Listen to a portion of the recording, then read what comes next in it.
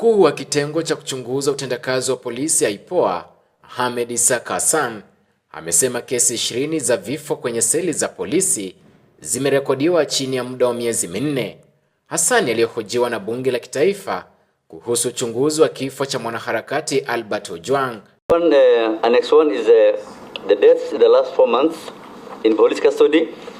Annex 2, how many? There are 20. There are 20. There are 20 and they are in Kisumu County. And they mentioned about 8. Anasema kaunti ambazo zimeripoti visa vya watu kufariki mikononi mwa maafisa wa usalama miongoni ni Nairobi, Nakuru, Kisumu, kaunti ya Nyeri, Taita Taveta, kaunti ya Kakamega na Bungoma. We got notification from family members, notification from the police, social media and letters.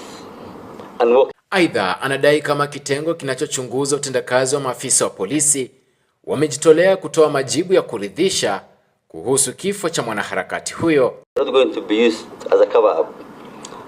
We are going to talk to everyone who was involved in this matter, get all the evidence and recommend prosecution of anyone who is involved in this death, no matter their station.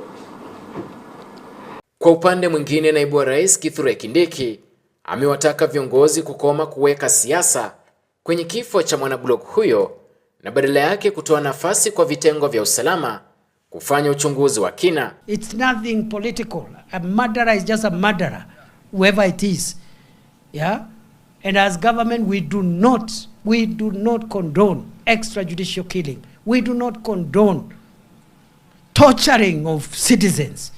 Nikiripotia mtazamo wa Dira ya Runinga ya Tandao, jina langu ni Felix Wanjala.